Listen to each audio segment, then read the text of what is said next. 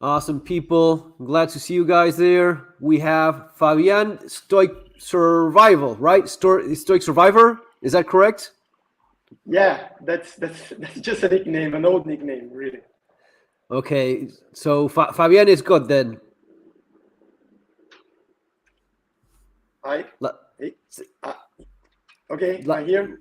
yeah. Like for talking, Fabian, you're comfortable with Fabian then? Yeah, sure. Yeah, Okay, Fabian. nice. Fabian's fine.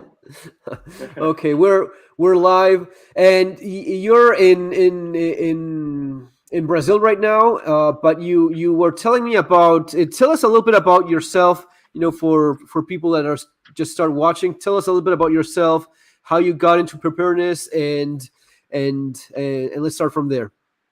Okay, first, thanks for having me. Uh, Hi, everyone.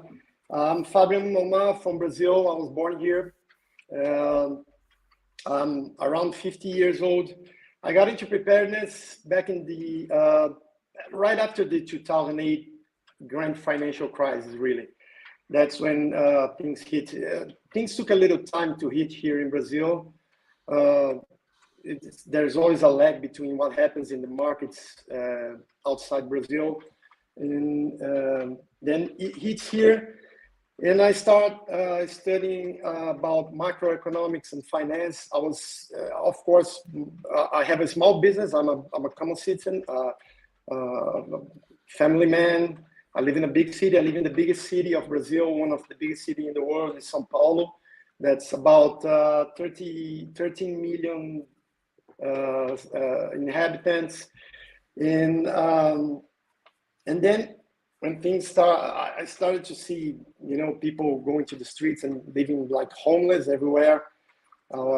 Back at the time, Brazil was still surfing the big commodities super cycle. China was gobbling everything. Everybody was, buying soybeans, all the commodities that Brazil is famous for. And then everything just suddenly stopped, and business started to contaminate. The economy started to contaminate, and we had a downturn here in Brazil as well. So I was hit.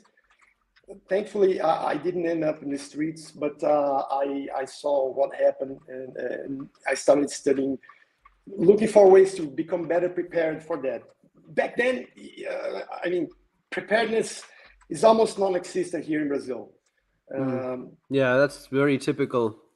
yeah, it's a developing country. Some people Mm. think Brazil and places like Mexico and places like in South America, Yeah. Argentina or Chile are shitholes, but it's not Mhm. like that.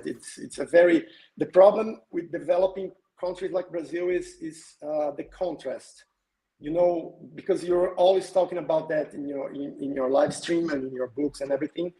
So that's it. You have a very very wealthy part of the population. You have big cities with subway and all the infrastructure and everything. And then you have parts of the city that are more like the third world, like some country in Yeah. Africa. Yeah, extreme That's poverty, and you have exactly. more modernized, civilized, cultural, more like similar to a developed nation. But then you have extreme poverty. Like, well, things have been changing a lot lately, and I guess that you see more of that sort of poverty in US, which you didn't used to see before. Um, you were telling me that you lived in US for a while. How long did you live over there? I went to Colorado back in the 90s to learn English and stay there and work for a few months. I didn't stay there Hmm. for an entire year, but I've traveled to United States a lot of times actually. I mean, back then we were traveling um, to study and work in places like United Hmm. States and Europe. And but you're right, Fernando. In 2017, I was with my wife in California, Yeah. and I was impressed with the poverty, with what I saw in the streets of San Francisco, places like San Francisco, not in the small cities, like Yeah. Monterey, more tourist places, like Napa Valley is very, very affluent places. But even in San Francisco and Los Angeles, you walking or driving in the streets and you see the crack addicts and the drug addicts and the people with mental issues. And Yeah. it's very, very similar. And also in New York and other places, Chicago is very violent too. We have a friend living Yeah. there in Chicago, and she's complaining she moved to Florida for reasons of safety, because Yeah, she was living in Chicago and she moved to Florida. A lot of people are doing that. yeah, Florida, Texas, lots yeah, of people leaving. yeah. It's just like you say often. It's people start to looking for what I call greener pastures, Yeah, better yeah. places to live, right? Yeah, that's so true. And it's one of those things that if you're there, if you live there, you probably don't see it as much. And I mean, for us that we do this of moving around a little bit, you realize that if you leave for a few years and then go back, you see if it changed for better or worse, more so than often people that stay there and just, got used to that transition, right? Exactly. Because these things they happen slowly. They don't happen all of a sudden. And it's not like Mm, suddenly he opens a gate and there's a flood of people living in the streets and doing drugs and it's slowly. yeah. They more people go to the streets. They lose their jobs. There's a cycle to this.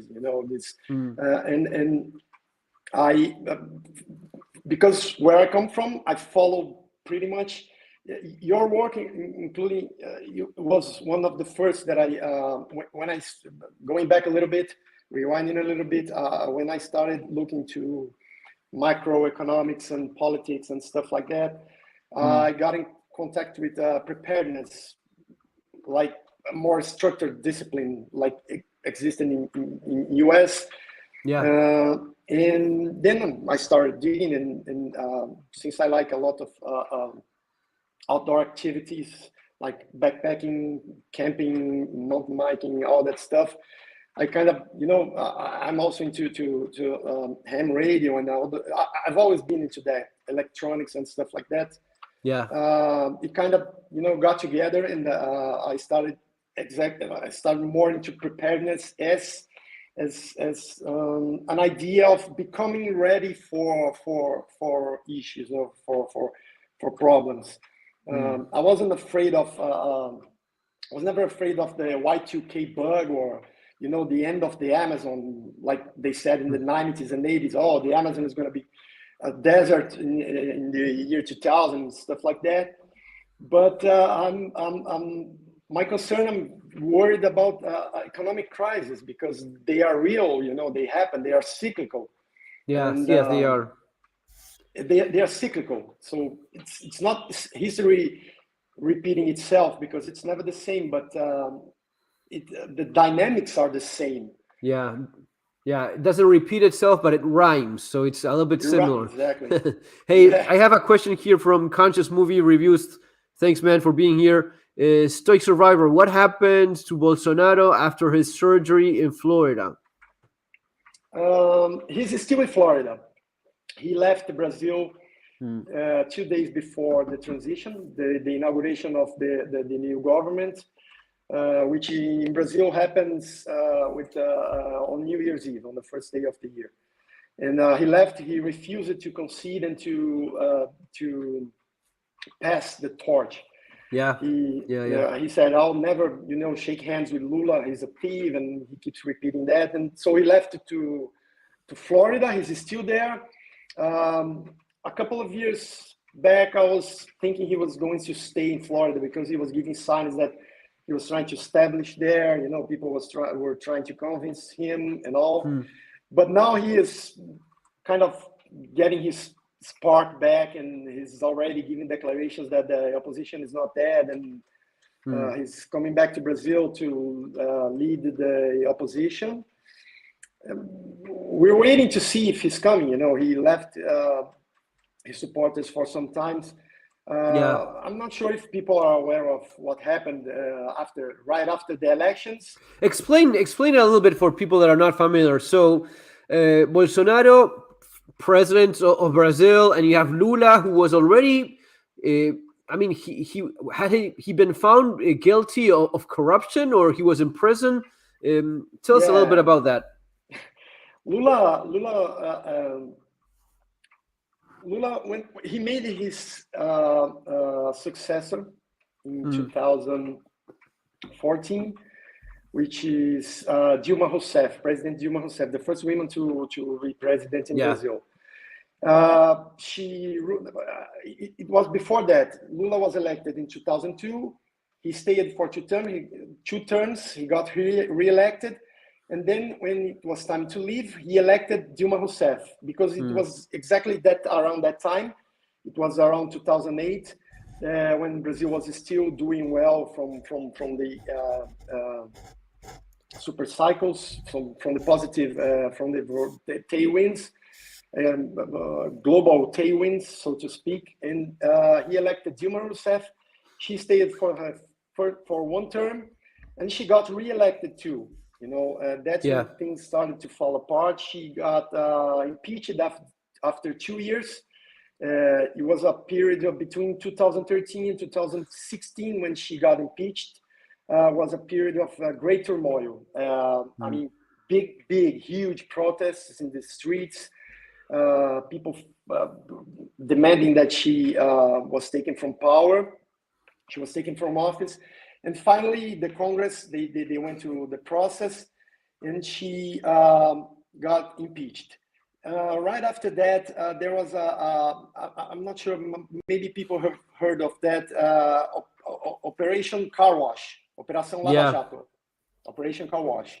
It was very, very similar. It was based on Operazione Mani Pulite, Operation Clean Heads in Italy during the 80s and 90s, to clean the country from the power of the mafia. It was similar to that, because the corruption and the scandals and the misdeeds were, on top of each other. Was scandal after scandal, and everybody was tired. He was convicted. He went through all the processes. The whole operation was well structured, well led by a famous justice here in Brazil. And he spent almost 600 days in jail. He was convicted on 3 instances by 12 different justices. He went through the whole process. But at one point, the politics, just like happened in Italy, at one point, the politics started to get in the way of justice. And the Supreme Court came back and forth with all those technicalities and details. So basically he was allowed to still run in spite of being almost found guilty as a criminal and corrupt politician, right? Yeah, he's not yet acquitted of those. He's not, those charges is still weighed on him. It was a technicality related to the judgment, to the process, like, it's not supposed to be judged by the court in these states. It has to be brought to the capital of Brasilia. Based on a different address, they just acquitted him, and he was freed from jail. Like most of the people who were arrested from that operation. Yeah. I mean, one of the things that a lot of people think is, it was, the election was, there was a corruption involved. And do you think that he actually got the votes, Lula?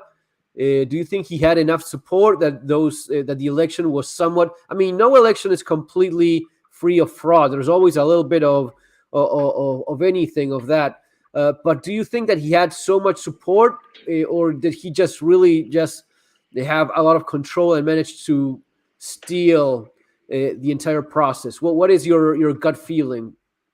My gut feeling is, I'll be honest, Fernando, it's hard to say. I wish I could say, we have proof that it was stolen. The problem is it's in another part of the process. Yeah. During the campaign, both here in Brazil, the electoral court is a branch of the Supreme Court. So they get a justice, and he oversees the electoral process. and he's responsible for for everything. Here in Brazil, the elections are 100% electronic. It's not those machines from Venezuela or anything like that, but they are. It's a Brazilian technology, and everybody was trying to, the electoral court and the justices and the supporters of the left. They were trying to reassure the population that the process is fail-proof. Which, I mean, unless it is so difficult, right? So difficult. How could you possibly trust anything these days? How they lie to us all the time. Yeah, if they had problems in the elections in Germany and had to backtrack and go through the whole process again, how can you expect that something? And it's not a new technology; it's an old technology. Yeah, So it can be hacked. It can be tampered with. It can be stolen. It can be manipulated. We don't have any evidence. I'll be honest and say that. Yes, I know. I haven't seen any evidence that it has, like the elections in the United States. It's a completely different process, and it's very confusing. But that's the problem with the elections. That you can't. It's important, the trust system. And the trust system. If you don't trust, a big part of the population doesn't trust. That's problematic. The authorities. I like much better the idea of having a piece of paper. A paper vote. You show up with an ID, right? We know, Fernando. Yes, you're here in your list because you're registered to vote. You have a paper, and at least that gives me a bit more trust. I mean, maybe it's just me, but I feel that's something I could trust a lot more than just pushing a button in a machine, which it can completely disappear and nothing, right? What do you feel? When something goes into electronics, it's like a black hole for most people. And that's when the cloud of suspicion comes. That paper ballots and voting can be stolen also. It's happened. Yes, it can happen as well. It's much harder. It's much harder. It's much more difficult, and it can be checked once, twice, and it can be recounted. It can, at least there's something. At least there's a little. Look, there was, when they did the referendum in Scotland, there was a little bit of scandal as well, because there were pictures of people just picking a pile of votes for one of the votes and just taking it to the other. So, and as we know, you can cheat as well, even with paper. But at least for me, it feels like something more material. There's at least something that needs to be moved around. And that's for sure. First, you have the ballots. You have the paper. You have to falsify that. You have to somehow, make copies. Here in Brazil, I think it's important to make another distinction. Unlike in the United States, here in Brazil, voting is mandatory. You have to vote. Same in Argentina. Same thing. And the whole process is very, very, how can I say, strict. I have my ID, like you said. I have to show up at a specific place. I have my voting section. And it's always in the same place. And it's the same for people watching from the United States. It's the same in most countries. You have to be registered. You have to show up with your ID. Exactly. You have to go to a specific place where they tell you. And it's very much a lot more control than in the United States. I mean, in the United States, I don't see how anyone could possibly trust that system where just anyone pretty much does anything and can vote numerous times. This is... I mean, and you can vote by mail, and stuff like that. You have to. You can vote by mail here. You can vote if you're outside your. But it's a lot more restricted. It's a lot more controlled. You have to do it ahead of time, way ahead of time, and it's much more strict. Hey, Lone Gunman, thanks for the super chat, man. Lone Gunman X is asking, what is prepping like in Brazil? Popular? How is viewed by the general population? Also, I am ham radio operator here in the US 73. So how is preparedness how is preparedness in Brazil? Well, you were telling me that it's not very popular, right? No, because as you know, that we have in Brazil, due to those contrasts we were talking about, people here, and also due to, I lived half my life. I was born in the 70s until 1985, when Brazil finally got out of the economic pit, so to speak. That was like 25, so half of my life into crisis, continuing consecutive crisis. So people here are somehow prepared for those type of crises. They're not prepared for hurricanes or anything like that, because we don't have earthquake, we don't have big natural disasters here. We don't have wars. We're not in the list of potential nuclear targets or something like that. I know, I don't think no nuclear country would waste a nuclear missile. We say the same thing in Argentina. Like, why would you? Why nuke a place that you can actually buy? Right? It doesn't make sense. Exactly, and the elites have, as you know, the elites have land in places like Uruguay and in Ushuaia and all these places south. down south, because those places are like paradise. You know those places. I know those places, and people should know those places because it's very beautiful and very secluded and very protected. So we don't have to worry with stuff like that, but we have to worry with joblessness, with crime.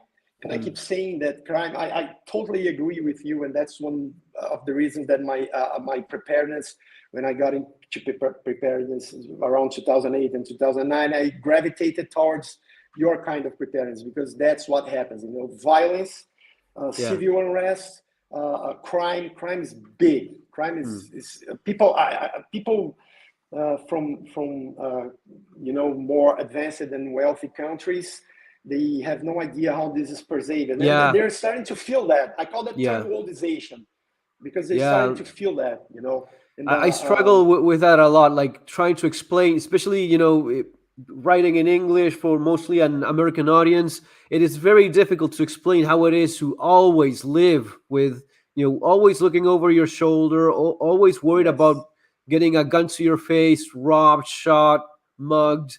And it's 24/7. It's when you're watching your. I was talking with a friend in for my Spanish channel. No, it was for his channel, Avancarga 1975, and he told me that he's fed up of even going to a toilet with a gun, right, all the time, worried about having it. Is that something that you took because with Bolsonaro it was easier to buy guns, right? Yes, Bolsonaro was pro-gun, and he said that a country with an armed population will never be enslaved. And he kept repeating that, and despite that, the left and the media and the press was saying that he was the tyrant, he was autocratic and stuff like that. But anyway, as soon as he's got into charge, he started to talk with negotiate with the Congress to enact. But the problem, Fernando, is that every program, he advanced a lot. Everybody, there's a lot of people now that have right to guns. Foreign industries were opening. First, they started to import guns to Brazil, and they had plans to open fabrics here to start fabricating the guns locally and sell to reduce the cost. Lots of ranges and clubs and courses and everything, but it was all based on executive orders mostly. So there was no juridical or legislative base for it's not a right. And when I say that, we go back to that problem of it's just like you. I struggle to explain that to my American, Canadian, and European audience. The differences between a crisis in a more advanced country like United States. There's a lot going on there right now, but there is still some solidity to the institutions. I mean, there is a clear separation of powers, Yeah, We were yeah, talking about elections and stuff here in Brazil, and basically the Supreme Court started to overstep the other powers. mm, That's serious because that creates a lot of instability, a lot yeah, of political and juridical instability, and that's what's behind the whole election issue. So it's just to put a stone on that and to explain to people. Nobody can say it was stolen. There is not a shred of evidence that it was stolen. But yeah, was it legitimate? I can't say that for sure. Also, that's and when people go to bed and sleep and live every day with the doubt like that, mm, when half of the people, because remember Lula got elected by a margin of 1.38%. It's like 2 million votes.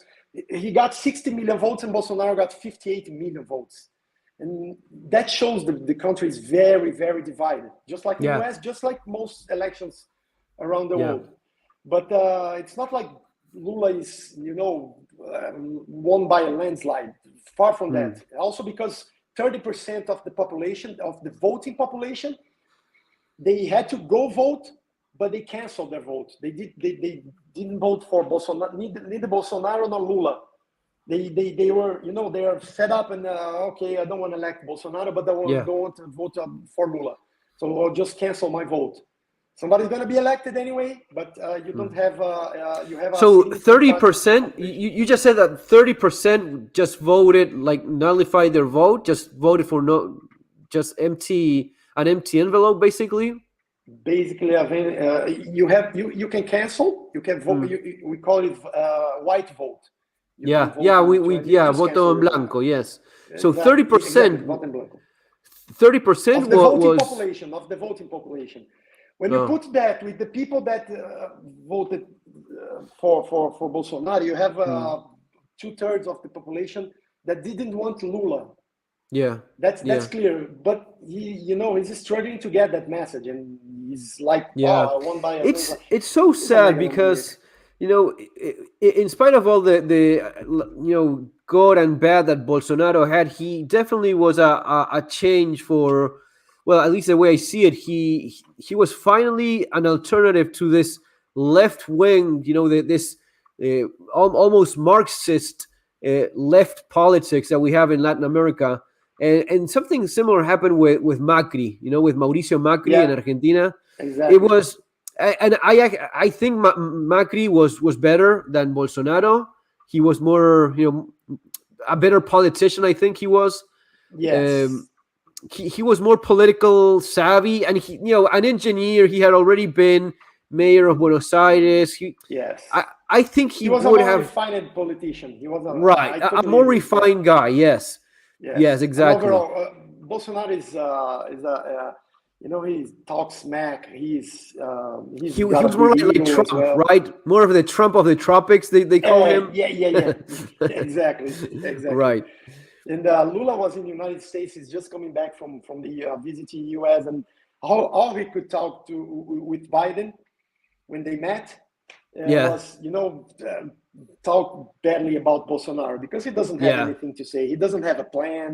He doesn't. Yeah. He doesn't know what to do. His secretaries, and that's the problem. I'm not left. I want to make it clear because I have conservative values. Yeah. I'm more right leaning because I'm not a religious person, but I respect privacy, individual rights, and all that stuff, and a more liberal economy and Yeah. Yeah. Yeah. meritocracy and all that stuff that you talk about all the time and we talk about Mm. all the time.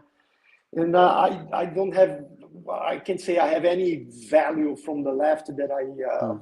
go along with, that I agree or that. Anyway, if Yeah, but that I works, understand. I understand what you mean. You consider yourself more of a center type of guy, and I mean the way. For example, I consider myself more of a center kind of person. But in the current environment that we are, I'm yeah, considered like far right. I'm considered like yeah, a far right person because there's no center anymore. You're either a yes, communist or you're a fascist far right exactly. lunatic that wants to enslave the poor minorities. So they put us in this position of they call us far right or extreme right, but we are very center in many of the things that we think. Would that identify you as well? Is that the way you see yourself too? That's exactly what happens. Mm. Yeah, it's the same Yeah. here.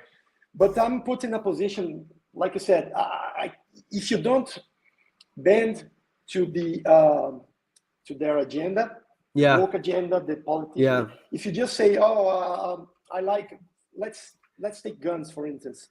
Oh, I like sportive shooting. I like to take IPSC contents. I like. Oh, so you're a left, far right, fascist. You Right. want to Right. kill people. You want to Yes. police brutality and stuff like that. You want to. You want to shoot No, people? it's Yes, you're nothing like evil. that. Come on. And Conscious Movie Review was asking about Lula meeting with Z from China. What they were going to talk about? Well, they're going to talk about communism and how they spread that through Latin America. Yeah, exactly. And Lula is already talking about. They're in bed with China. Yes, the Yes, left is in bed with and give China and money to Russia. Cuba, give money to to all those dictatorships that Yeah. his friend befriended with, and that's all they do. They talk. It's not Yeah. like Brazil is he's talking about Yeah. a common currency with Argentina. Yes, they want to have the famous ways like Brazil, Russia, India, China, and Yeah. they want to put Argentina in this brick currency. But you know what? They still operate like, for example, in Argentina, China has military bases in Argentina, which are called like communication bases, but those are military bases. They are like the weather balloon they shot as it was leaving the United States. Those are military spy technology. Yes, everything is being weaponized. They have military bases and they have police stations. They opened police stations in Canada. They opened police stations, and they said it was like a diplomatic station to help their citizens. But it's Yeah. not like that. Nobody's buying that. Yeah. Now, Yeah. and they're doing that in countries that bend over to their financial power or to the political influence and stuff like that.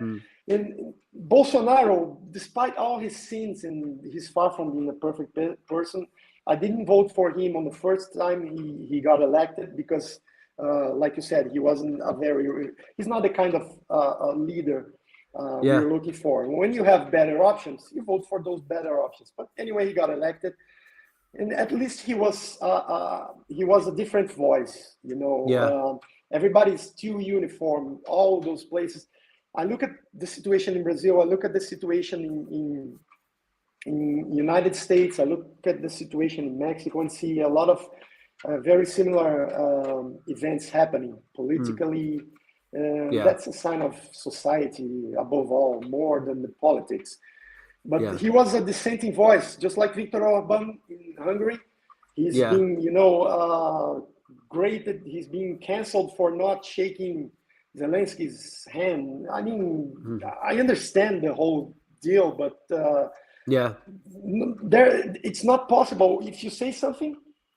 You don't have a right to have an opinion that is not aligned with. You don't have a right. And like you said, if you say something that doesn't go along with their agenda, you're instantly put in Siberia. You're canceled. You gotta like, it's like a tattoo. You're a fascist. Yes, there's a question here from Conscious Movie Reviews that I think it's good. Stoic Survivor. So, what team does Lula go with? BRICS nation or World Economic Forum globalist plan, or does he swing both ways? In my opinion, he swings both ways.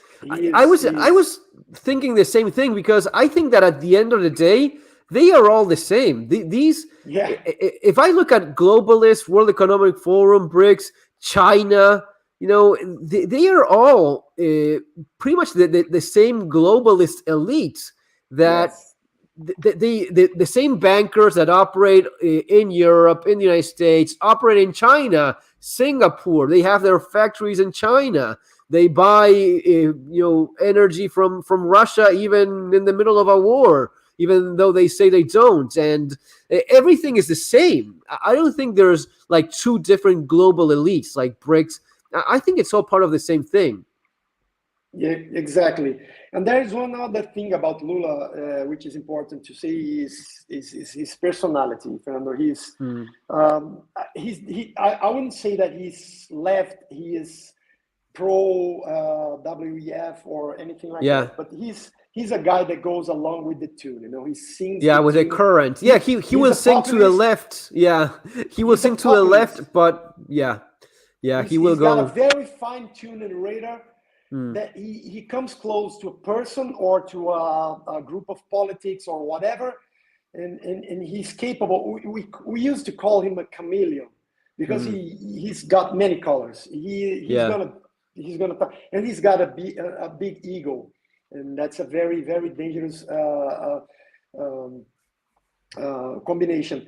If you take just this past few days, he was declaring he came up with the idea for coalition to end the war in Ukraine.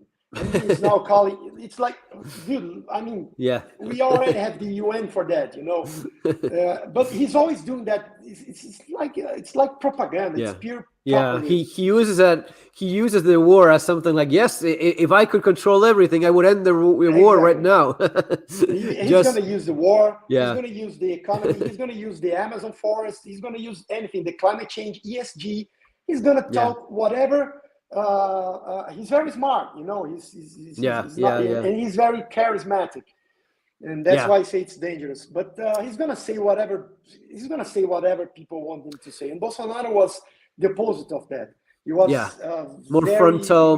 Now Bolsonaro was also pretty close with Putin. He was like going in that direction as well, economically at least, right? He was during when the war broke out, when the invasion started in Ukraine. He said, "We need the Russian." He was pragmatic. He wasn't. He never said. Lula is saying, "Oh, they shouldn't fight." Like it's a kid's fight, in school. Oh, they shouldn't fight. Just talk to them. As if bombs are not blowing up entire chunks of exactly. And Bolsonaro, when the crisis started, he was very pragmatic. He said, we're going to need the Russian for the Russian commodities, for agriculture, for oil or whatever, or the situation here is going to, if we align.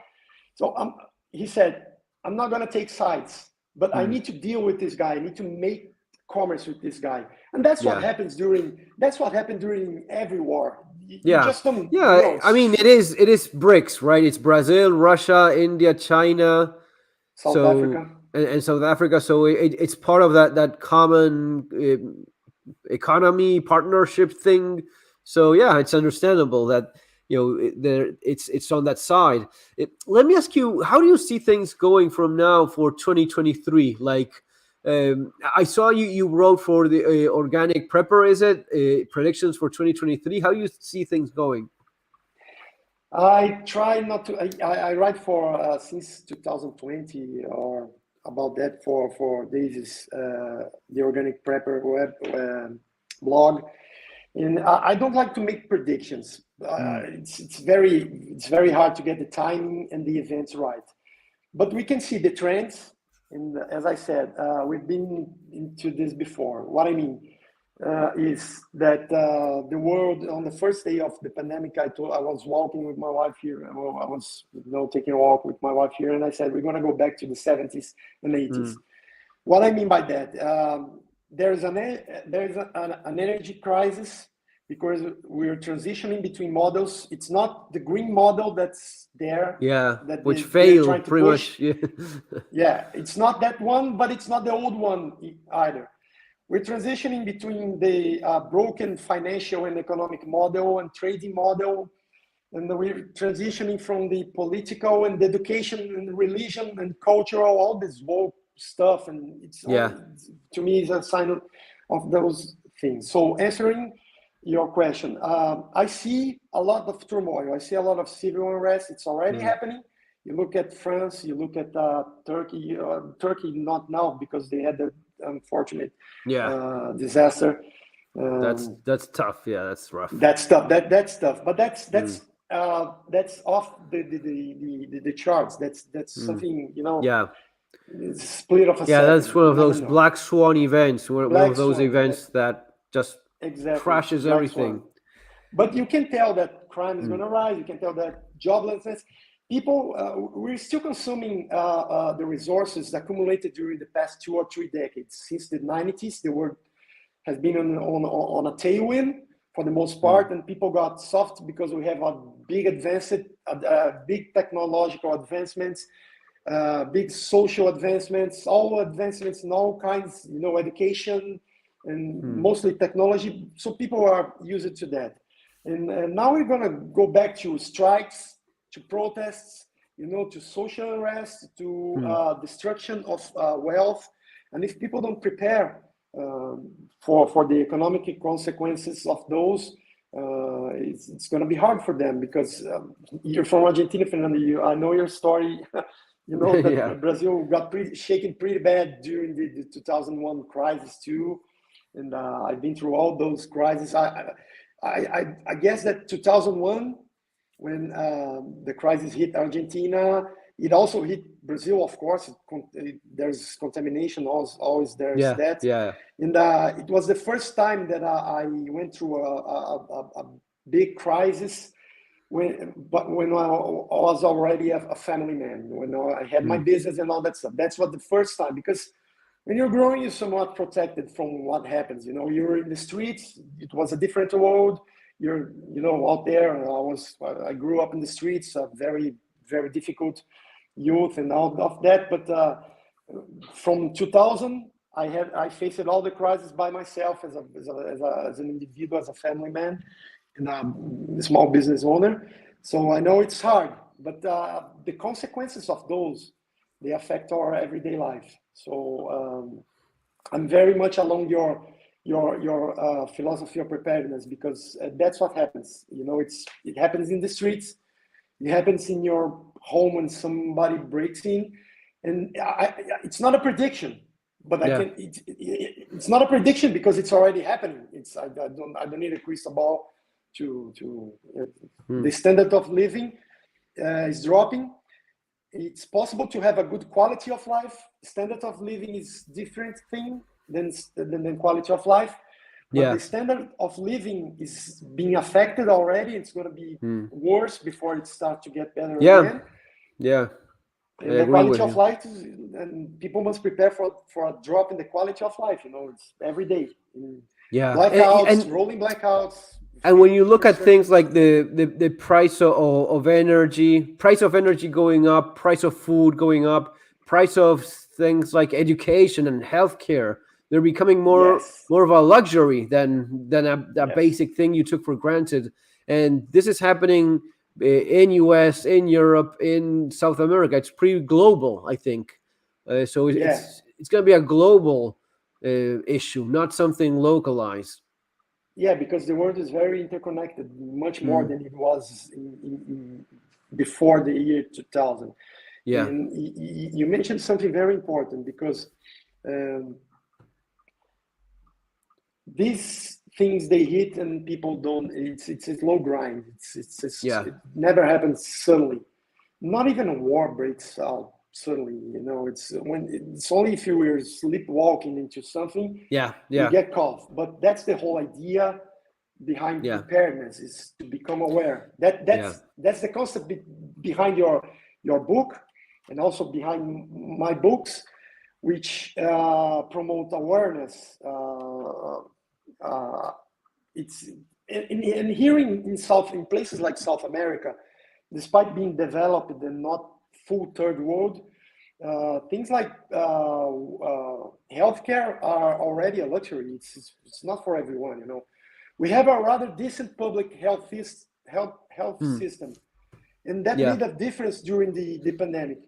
But for the average citizen on everyday basis, it's you can't afford. You just can't afford for a 3 or 4 person, 5 person family. Decent healthcare for everyone. Private healthcare, you Yeah, can't. It's out of the range. It's out super of reach. expensive. Yes, Very expensive. and it's increasingly so. I think it's one of the things where as time goes on, you'll see more of society in general considering these things as a luxury almost that we used to take for granted. Um, Absolutely. let me ask you I guess something. even Yeah, I believe even electricity. yeah, It's not that society is going back to the Stone Age and everything is going to be dark. It's not like that. It's not anarchy or total collapse. mm, That thing is Hollywood fantasy. But I lived during the 70s and the 80s, and I remember clearly. And you had, announced rationing or rolling blackouts or the water. You're going to stay without water for 3, 4 days. Those kind of things already mm, happen in some regions here in Brazil, in Argentina, in yeah, Chile, in other countries. And that's what happens because the government gets weak because there's no tax revenue. There's lowering, drops drastically, and the government stops investing in police, in mm, uh, civil defense, in stuff like that. They defund the police, they defund the trash collection, so the streets get more yeah. dark, they get more Yeah, and dirty. it becomes more, you know what, more privatized. Like if you want your kid to go Yes, to a school where he's not getting shot at or stabbed or yeah, beaten, like it happened.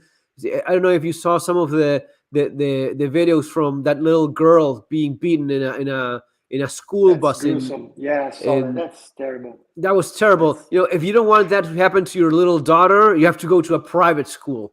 If you want to be safe, you have to live in a gated community. If you want to have security, exactly. you have to get a private security. And it's becoming like a third world version of the United States also, because these things were already, part of daily life in Latin America. We know that. I mean, Yeah. you do these things already 10 years ago in Argentina, but now it's happening in the United States. Becoming more and more like South America. Yes, the police and everything that you show and talk about, and the police brutality, and that's exactly the third worldization. Mm, yeah, It means that Brazil is going to be a little less developing, mm, and more third world. It yeah. also means that places like Europe or Canada or United States, it also, it's going to be less developed. Yeah, it will fall down. It would fall a couple notches or more, depending Exactly. on where you are, than Yes, what you have exactly. now. And Well of said. course, in some of these cities like Chicago and places like this, it will fall like several notches. It will become almost like you know, like third world versions. Like little third world countries within US, and in many ways they already are. That's why people are leaving these places. When you see people leaving these states and these cities and going for Florida and Texas and so on, it's because it's already happening. It's nothing new. Exactly. It's already happening. Mm, It's yeah, so no one needs a crystal ball.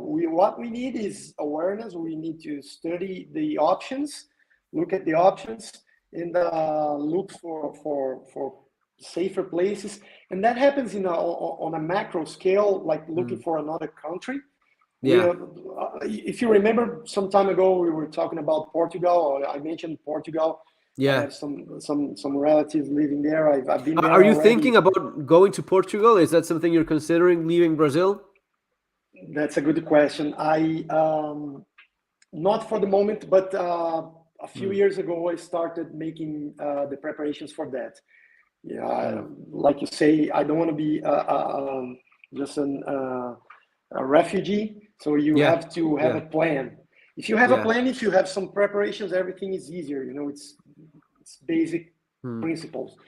And since Lula got reelected, I started to Think run again, that in right? parallel with my other Mm, preparations. yeah, We still have. business, there's still the economy is going quite fine because stupid policies always lag behind. The consequences of stupid policies always lag behind the policies themselves, meaning because they take some actions and enact some policies or pass some laws or change some stuff like they are doing right now here in Brazil. It takes a little while. Some stuff is immediate. Lula practically froze the market for guns on the first day, on the inauguration day. He just signed a paper, and you can transfer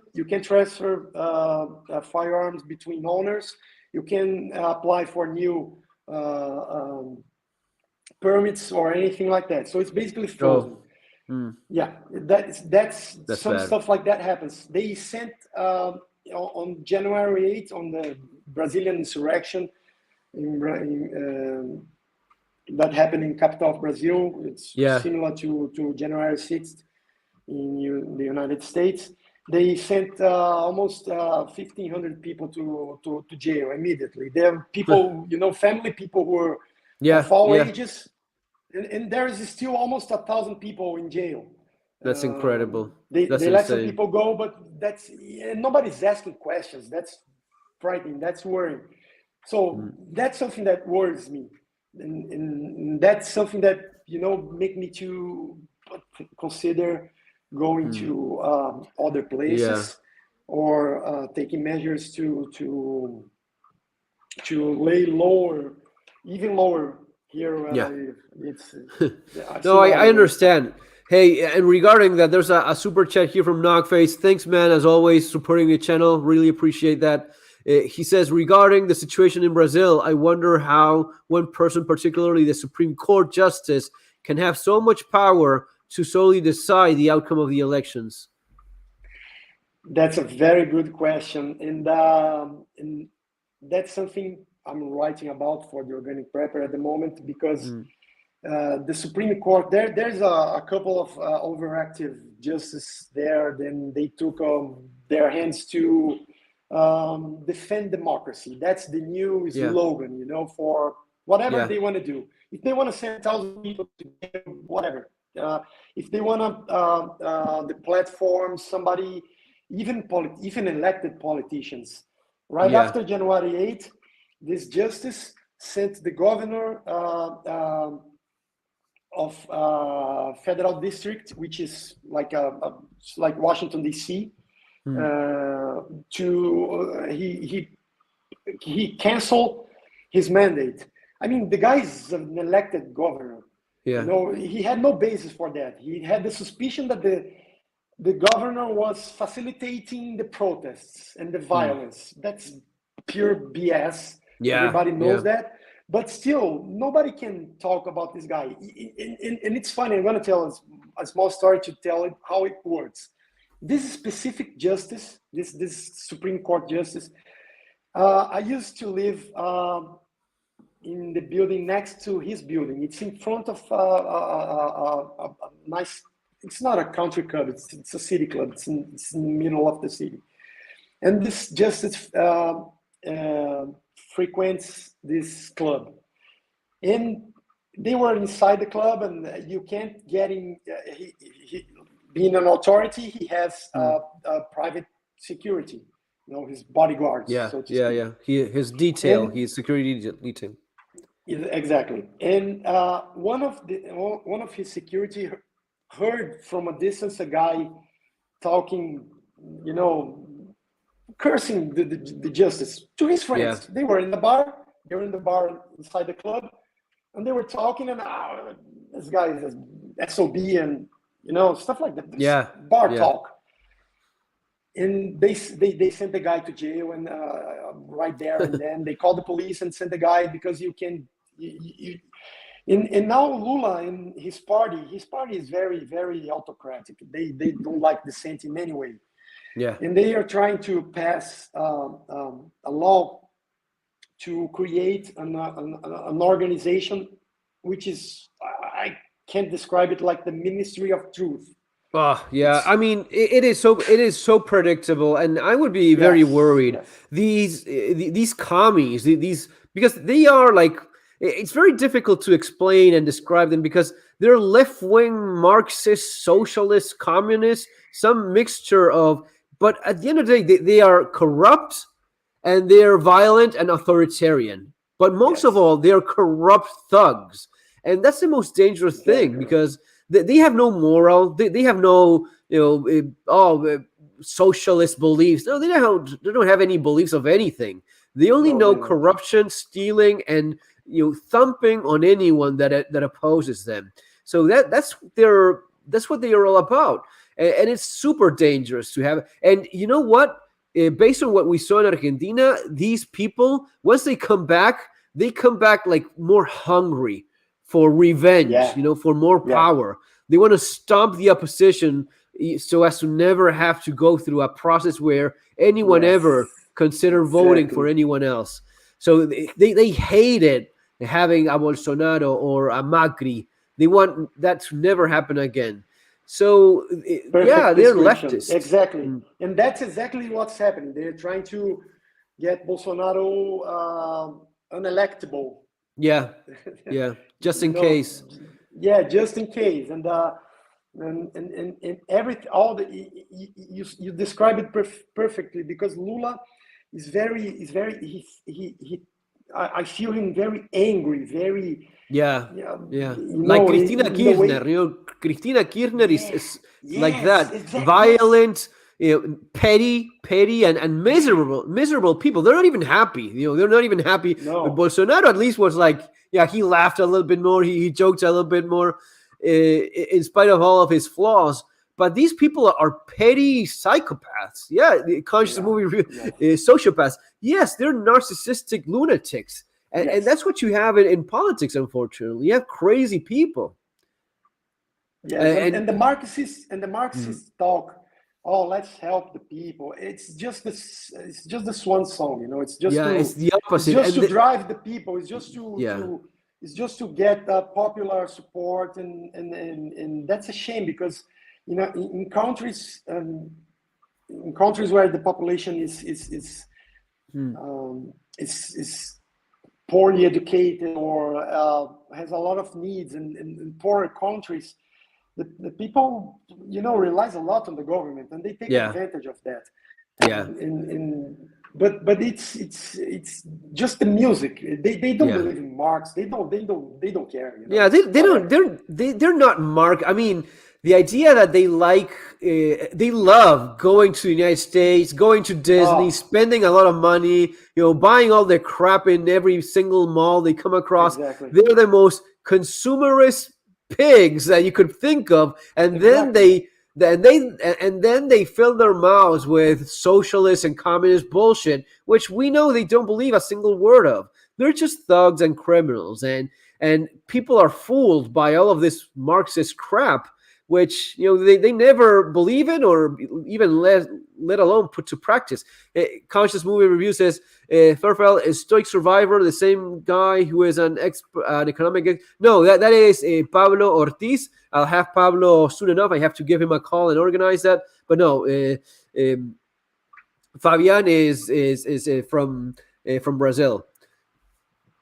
Yeah, And they don't care about anything. They no, don't want to move to they don't want to move to collapse the countries. Yeah, and they Latin. hate poor They don't want to people. move to Cuba. They don't want to move to No, Venezuela. They don't. No, they want to stay in Montmartre in Paris. like They want to go to. and That's where they go. living like millionaires at the expense of Yes. the poor people they oppress, basically. Yeah. That's what happens.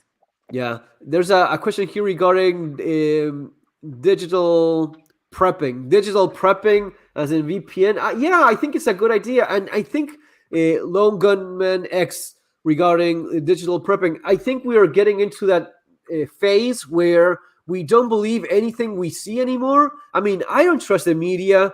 I definitely don't trust the mainstream media. But even just watching stuff randomly on YouTube and just believing what you see, we're getting to this point where we distrust everything. and that is very dangerous. If you don't believe anything that you see ever, it's easier to manipulate the masses. What do you think about that? That's correct. I just my last article for Daisy at the Organic Prepper was about Nostr. I'm not sure if you heard about it. It's Nostr, Nostr.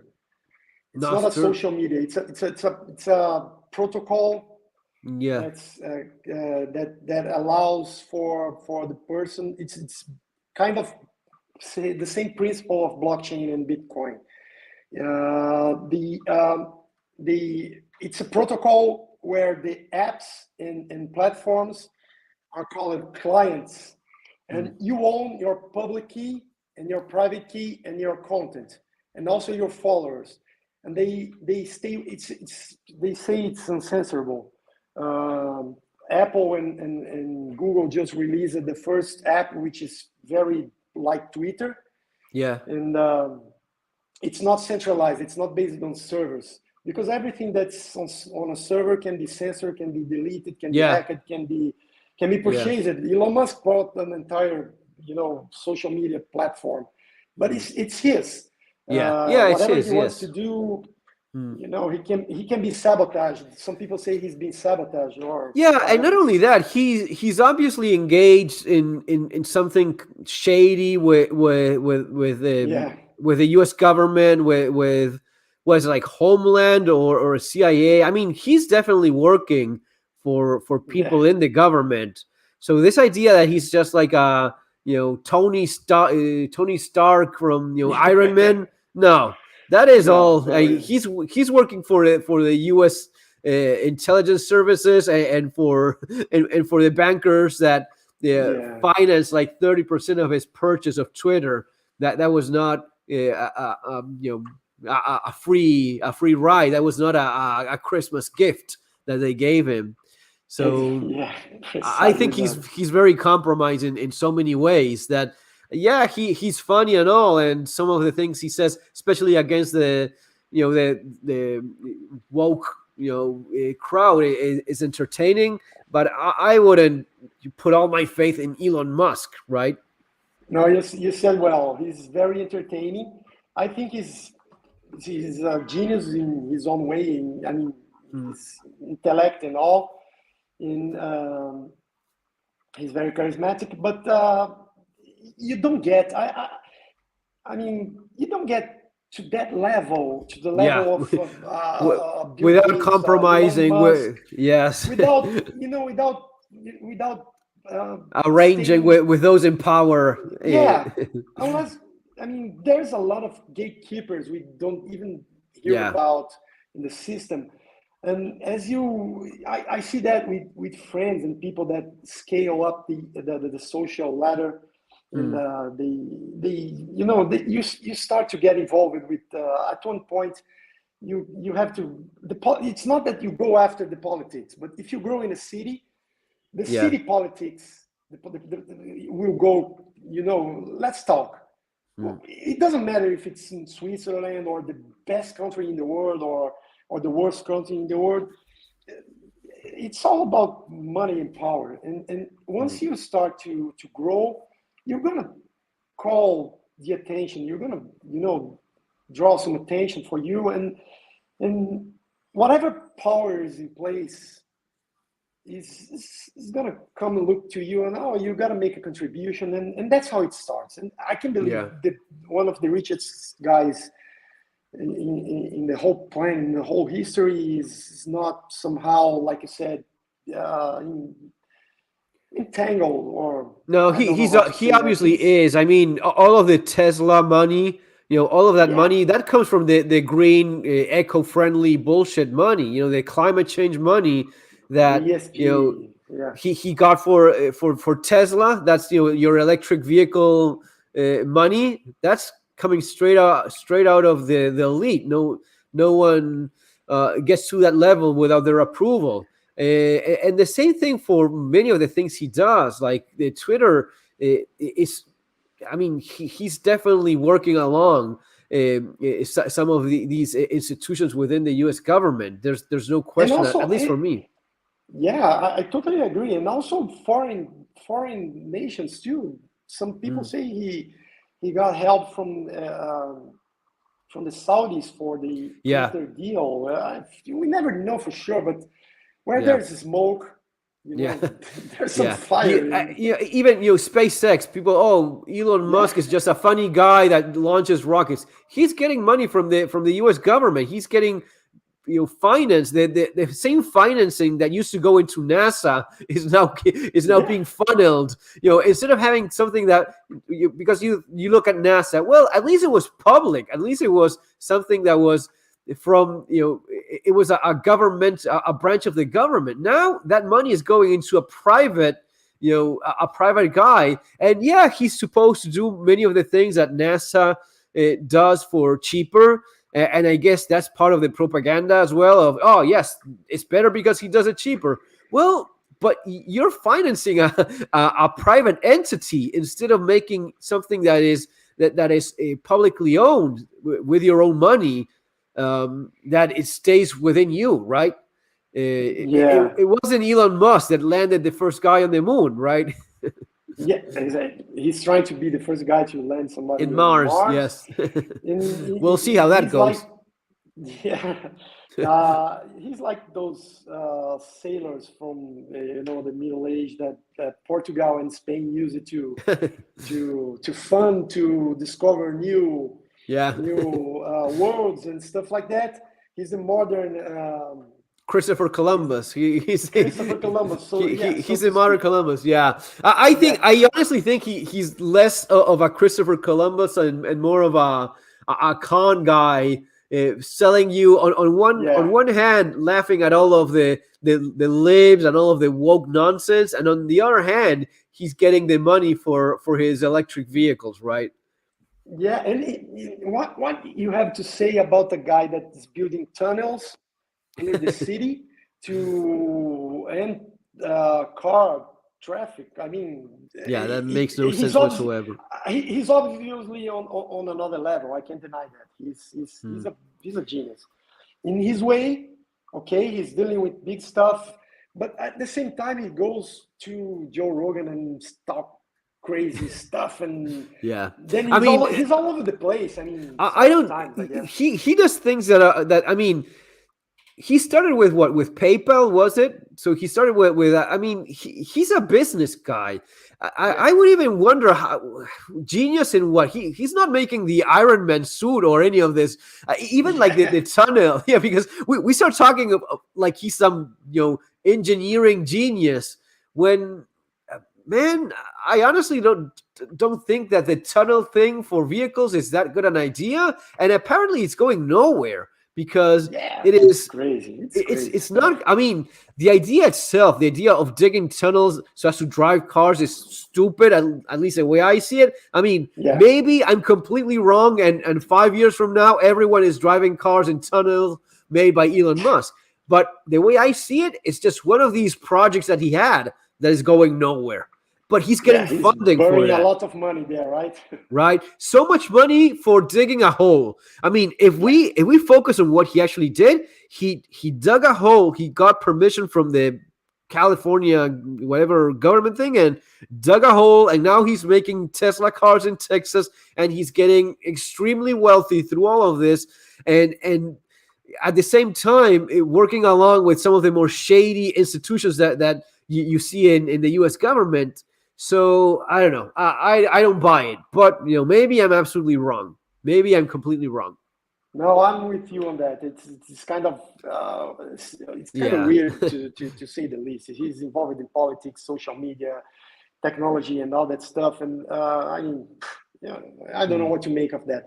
Yeah, As I say, it's sign of times because yeah, yeah, people want that kind of stuff, and they keep yeah. idolizing these people, and they keep pushing. we're we're also in very difficult times with our culture, the way in which our basic values are being eroded, like, and not just like Yeah, gun values. We're talking about basic aspects of what makes you a person, a woman, a man, even that is being Yeah. questioned. And I am really worried more about ending up like China with a social credit system by which, I mean, we already live in like in something like that where you cannot criticize, you cannot have a different opinion. You get fired from your job most likely in the United States if you say that a man is it can't be a woman just because he says he happens to be one. So people are already scared of these things, and that is, you know, how is this going to look in 5, 10 years from now? If you can't even talk right now, maybe in not that long ago, you won't even be able to think something that is not approved by the establishment. Yeah, or some stuff that you said or wrote or published 10, Yeah, five yeah. years ago, it's gonna come back to haunt you somehow, Mm.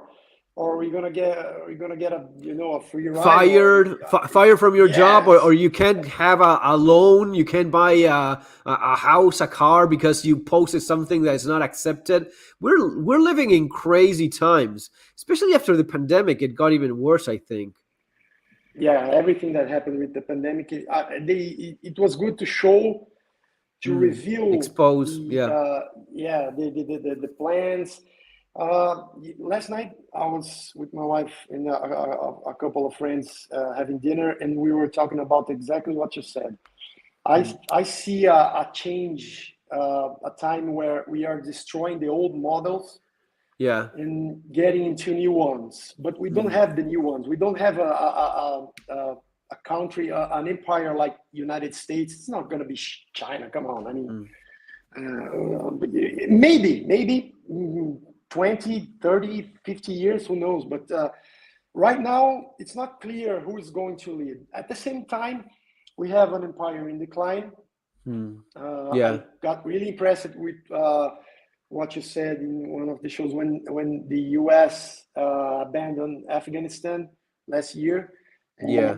I mean, I believe you hit the nail on that one, like no one else, and it's a clear sign. Now the petrodollar system is going down, and the economy and the Yeah. education, religion, the culture, like you said, everything.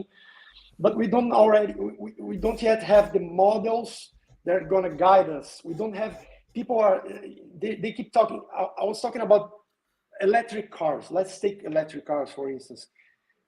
It's like old cars with not even a new technology. The battery is not nothing Mm. revolutionary or anything. Yeah. The motors, the layout, the cars are not flying. And for that to happen, for those things, for whatever green or whatever next model comes, we're gonna need some a couple of a few breakthroughs in technological advancement, like let say cold fusion, Yeah. for instance, Confusion. Yeah. generating free or low cost energy, something that allows the world to raise the tide and bring the humankind together. You know what's happening now? Mm. It's a concentration of wealth, a concentration of at the same time Power. that Mm. knowledge is of power, but at the same time. Knowledge is spreading, awareness is spreading, but Mm. we don't have. It's like you get into a river. I talk with my friends who do backpacking with me. Like it's like when you enter a river at night, and you can see something to grab onto. You know it's just turbulent water. It's Yeah. dark. You just left the ground, and you're into the water without knowing where you're gonna end. Yeah. So everybody's crazy and kind of lost. You're We don't just have to go through drifting, that. drifting away Drifting, without. exact. Yeah, perfect. Yeah. We are at the mercy of the waters of the river. We're drifting. You know, Yeah. we don't know if we're gonna hit something. If Yeah. something's gonna happen, I don't believe it's the end of the Yeah. world. I think it's getting to that point where we we're not sure where we'll be like 5 years from now, 10 years from now. I look at everything and see, it used to be that I could say like, nah, 10 years from now, things may be a little bit better, a little bit worse, but we'll be just fine. today, if you ask me 5 years from now, I have no clue. No idea. I suspect that it's not gonna be looking better because of everything that we Yeah, see, but I don't know how bad it will get. That's basically where I'm at right now. yeah. And you have been through bad times in your country, and Yeah. you know how that feels. It's Yes, and it's scary, the idea that you could end up with an entire world like that in such a, in such a level of instability and yeah, stress, yeah. without it is concerned. Hey, let me ask you one final question, because before we're over, it's been over an hour. Sure, sure. Most important question: who were you rooting for in the World Cup final? Argentina or France? Honestly. Honestly, I was rooting for. If you remember, if you go back to our conversations on Instagram, you're gonna remember that I said before the game, way before the game, that Argentina was gonna win. And I said before the games of Brazil that Yeah. Brazil was going to get kicked because the guys were just didn't have their heads into the contest, into the game. You know, I was it's all a surprised. party. I thought they would make it a lot further. I thought Brazil was going to be making it into the semifinals or finals for sure. No, I was really I didn't. surprised by that. I knew they were going nowhere, and I knew. And you may not believe it, but when Argentina lost the first game, Yeah. I told my friends, Argentina is a big candidate. Of course, I don't have a crystal ball. I can, Yeah. but it's Yeah. it's football, so we can Yeah. play. We can be fine. Yeah. We can So yeah, we can do that. we can relax. So I actually said that, and I said that because I practice. I love practicing sports, and I know it's not how you start, it's how It's you how you end, finish. how you finish. Where's the line that you have to Yeah. cross? Let's say you're in a bike race. Where's the line? You Yeah. know, they say that about the Tour de France. Oh, it doesn't end until you arrive on the Champs-Élysées. Yeah. Where is the Champs-Élysées? The Champs-Élysées is the finals. France had a very good team, but Argentina Yeah. had Lionel Messi. He's a, Yeah. pardon my French, but he's a fucking genius. Yeah. He's very good, and the Yeah. whole team was playing The whole team was to good. win. Yeah, Yes. Yeah. I knew they Yeah. were gonna win, and I was rooting for them. You know, there's that little talk of Brazil and Argentina. I'm not like that. I love Yeah. Argentina. Well, I've been there a it's thousand times. the rivalry of neighbors. We're Yeah, neighbors, yeah, and if it hadn't been Argentina, I would much rather have Brazil win than France, for crying out loud. At but least France it's had going back to Latin America. France. This is going to be recorded. So if there in 4 years, if there is another World Cup, maybe that one is for Brazil. Yeah. I see the seeds planting. We don't have a crystal ball, but we can look at the trends. Yeah. And Yeah. this elimination fell very badly here. Just like the first game of Argentina, just Yeah. like the first defeat fell Yeah. badly for Argentina. And I said they're gonna react. I know Argentina. I know this team. I know Yeah, they're gonna react. I said the exact same thing after they lost the first match to what was it, like Saudi Arabia, was it? Yeah, something like that. After they lost that one, my wife and my kids were like, "Oh man, this is this," and I told them, "Relax, they're winning the next one Yeah, 2-0, 2-0, hands down." And they looked at me yeah, like, "You're crazy," but I was basing myself on they had gone through a 30 game or 30 something game streak without losing a single match, so it was yeah. an offset to lose to Saudi Arabia. Come on, that was not the end of that. If you've been like No, playing no, it 30 wasn't. games Yeah. without losing, you're not losing two in a row. Two in a Yeah, row. exactly. No, no. And if something doesn't kill you, make you Yeah. strong. That's Yeah. the game you want to lose. If Yeah. you want to Lose the win first something, one. that's the game you want Win to lose. everyone else. Win all the other Yeah, ones. exactly. You won every other game, so that's it. Yeah. Now you have and I found that beautiful, and I found that important for because It has a nice message, right? how A football is nice message important. Yes, of keep yes, fighting until the very end. Keep on exactly. going. I Good think for it's good.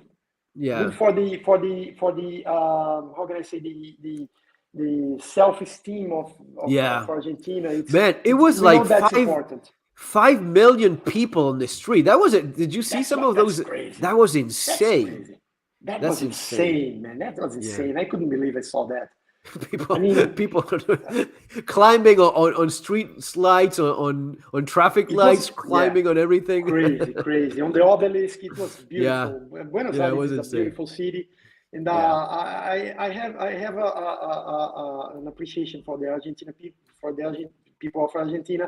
I don't have that petty. We make jokes and like everyone else, but Yeah. my parents they love Argentina. They taught us to love the country. I visited the country just not just Buenos Aires, but Mendoza and also inland.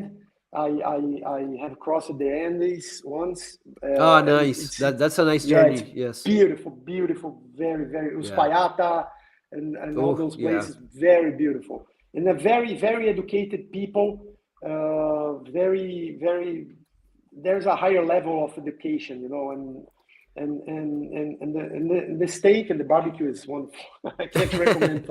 Yeah. Yeah. Meats. You don't eat like that It is almost anywhere like else. expecting, when people think, always expect like a Japanese guy to know karate, they always expect an Argentine to Yeah, play football and do yeah, asados. yeah. I was studying when I was in Colorado. Just to Yeah. finish that, when I was in Colorado in the 90s, of course we were Brazilians, and then I don't play soccer. I'm very square-footed, I'm terrible. very Yeah. bad. Yeah, Yeah, I'm terrible. I'm very bad terrible. too. Yeah. I broke my big toe once, and I suck at football. Anyway, Hmm. everybody there, you had people from all over the world. I got befriended with a guy from Switzerland. He was a snowboarder, a guy from Germany, and there are guys, people from Argentina and everywhere. And everybody was like, when they assembled the teams, oh, I want to stay with the Brazil. No, you don't understand. I'm not even playing that. I'm doing something else. I'm going to snowboard or break my neck or in the snow or whatever because I suck. No. You got to play with us because we're Yeah. Brazilian. Man, what do you want to do? You want me to, cook a feijoada or something? But Yeah. They think that no, because you're Brazilian, you're yeah, cousin of no, I Pelé suck. or something like Yeah, that. yeah. No, Yeah. that's far from the truth here. It's Yeah. not real. Don't get me on Uh, your team or you're gonna lose. Asados, yeah, that I can do Yeah, quite okay, I guess. it's in the That blood, is right? like It's mandatory. yeah, yeah. No, it's in the blood. No, that's something that's in the blood. Yeah, yeah. Pretty cool. Anyway, hey, thanks for being here, and thanks everyone for being here as well. Um, Shaolin soccer. Oh, that is awful. I saw a little bit of that Shaolin soccer. It's Yeah. like a cartoon. They kick the ball and it starts burning and stuff like that. That's so Yeah. weird. Anyway, yeah, Confusion. eh, Confusion. yeah, Pretty confusion. crazy film. Yeah. Yeah, that's another good one. Anyway, hey, thanks a lot, man, and we will have to do it some other time again. Okay. Okay, it was a pleasure. Thank you. Thank everyone else, and stay prepared and have a nice week, everyone. You too, guys. Take care. Bye bye. Bye bye.